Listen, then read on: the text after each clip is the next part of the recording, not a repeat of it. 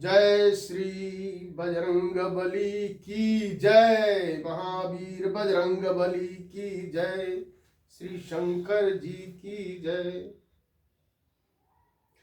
श्री शंकर जी पार्वती जी को कथा सुनाते हुए बताते हैं कि श्री रामचंद्र जी का फिर हनुमान जी से मुलाकात साक्षात्कार कब हुआ। श्री रामचंद्र जी जब वन में थे और वहां पे सीता जी का रावण के द्वारा अपहरण हो गया।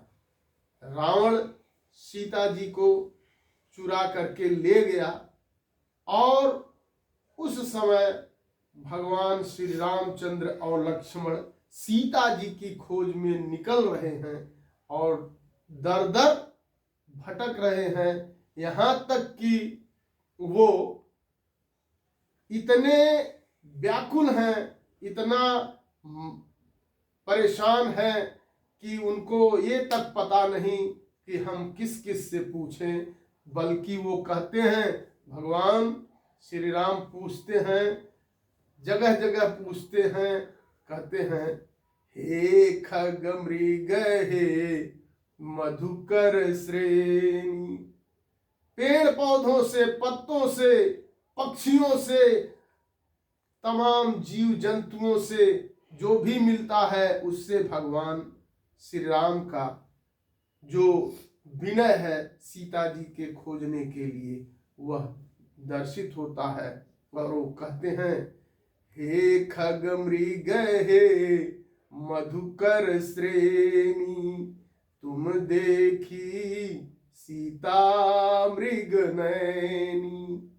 इस तरह से वो खोजते खोजते ऋषमुख पर्वत के पास पहुंचे।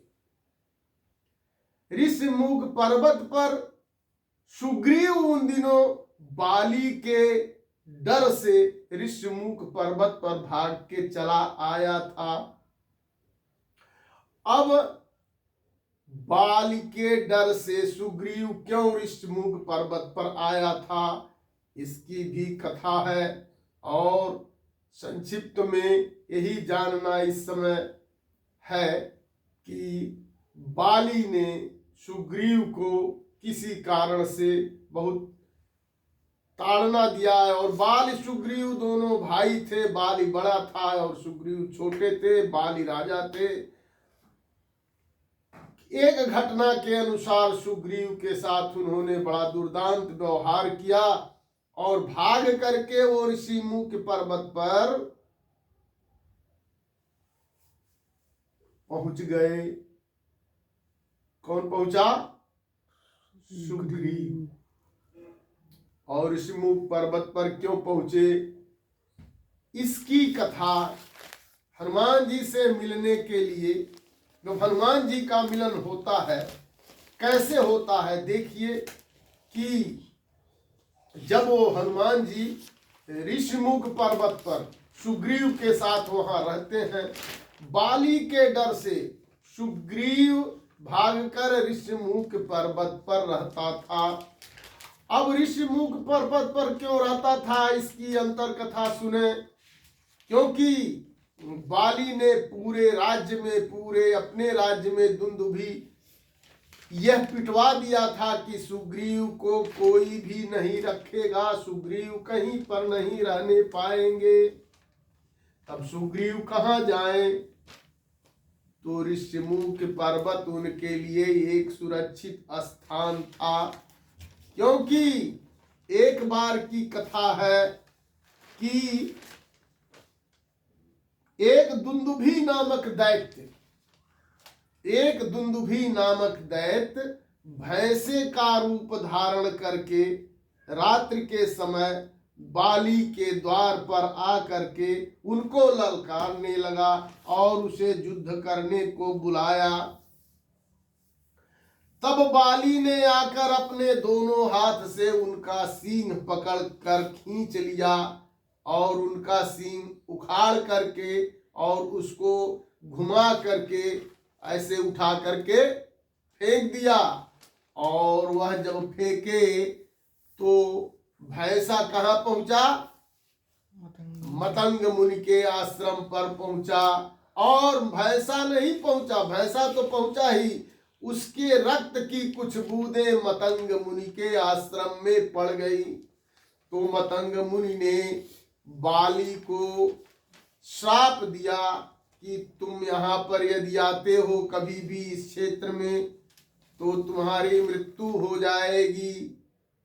इसलिए उस डर से, और वह ऋषमुख पर्वत के पास था, इसलिए सुग्रीव ने बाली के इस जानकारी के नाते कि बाली कभी यहाँ आ नहीं सकता क्योंकि वह श्रापित है, इसलिए ऋषमुख पर्वत पर सुग्रीव सुरक्षित जान करके ऋषमुख पर्वत पर विराजते थे और उनके साथ श्री हनुमान जी रहते थे।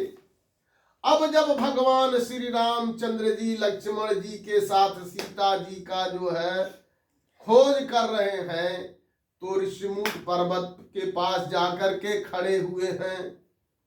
उधर सुग्रीव ने देख लिया इन दो लोगों को और धनुष बाण लिए हुए। सुग्रीव को ऐसा लगा कि ये कोई बाली के प्रतिनिधि हैं और हमारे शत्रु हैं, ये हमको मारने के लिए या हमारी जासूसी करने के लिए आए हुए हैं।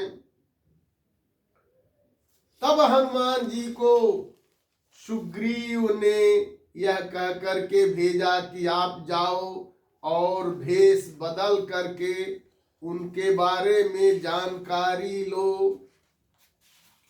अब हनुमान जी ब्राह्मण का भेष रख करके श्री राम और लक्ष्मण के पास पहुंचे और उनसे जाकर के निवेदन किया कि हे महाभाव, आप लोग कौन हैं? आप तो देखने में बहुत सज्जन लगते हैं, लगता है आप किसी विषय से बहुत चिंतित हैं, आप कोई राजकुमार लगते हैं। आप इस वनों में कहाँ घूम रहे हैं? किस तरह से आप जो है इस पहाड़ में घूम रहे हैं? आपकी वेशभूषा देखकर यही कहा जा सकता है कि आप ऋषि कुमार हैं, परंतु कोई बात निश्चित नहीं कह सकते हैं। और आपके मुखमंडल का तेज स्पष्ट बता रहा है कि आप साधारण पुरुष नहीं, अलौकिक हैं। क्या आप तीनों देवताओं में से एक हैं? कहीं आप साक्षात नर नारायण नहीं हैं? मेरे मन में ऐसी बड़ी शंका हो रही है। आप में बड़ा आकर्षण मालूम हो रहा है और आपके सौंदर्य और माधुर्य से मेरा चित्त मुग्ध हुआ जा रहा है। आप मेरे अत्यंत ममतास्पद जान पड़ते हैं। हमको लगता है कि आप हमारे बहुत सन्निकट हैं। मैं आपके साथ कभी रहा हूं, मेरा हृदय बार बार यह बात कह रहा है, आप कृपया मेरा संदेह नष्ट करें।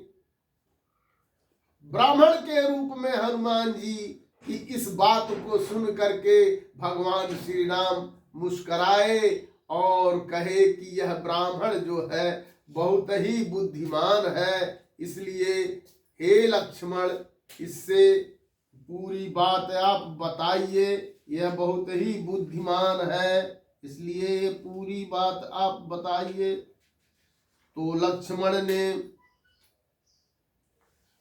इनकी बातों से मालूम होता है कि ये वेदों का अध्ययन किए हुए हैं, बोलने में इनकी अशुद्धि नहीं हुई है, इनकी आकृति ऐसी है कि कोई भी लक्षण प्रकट नहीं होता है जिससे कि इनका भाव दूषित कहा जा सके। ये किसी राजा के मंत्री होने के योग्य है। इनकी उच्चारण शैली और नीति मत्ता दोनों ही गंभीर तथा प्रभावोत्पादक है। मतलब कि रामचंद्र जी तो जानते ही थे। तो राम के इशारे से लक्ष्मण ने कहा, अब लक्ष्मण जी ने कहा हनुमान जी से कि हे ब्राह्मण देव, हम लोग अयोध्या नरेश महाराज दशरथ के पुत्र हैं। उनकी आज्ञा मान करके हम 14 वर्ष के लिए वनवास आए हुए हैं। यहाँ किसी राक्षस ने हमारी जनक नंदिनी का, सीता का अपहरण कर लिया है।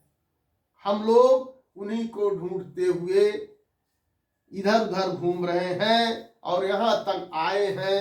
हे ब्राह्मण, आप अब अपना परिचय हमको दीजिए, क्योंकि हमारे बारे में और कोई शंका करने की जरूरत नहीं है। लक्ष्मण की बात समाप्त होते न होते हनुमान का रूप बदल गया। हनुमान तो जानते ही थे, हनुमान तो पहचान नहीं पाए और बानर के रूप में भगवान के चरणों पर गिर पड़े। फिर ब्राह्मण से वो स्वयं बानर बन गए।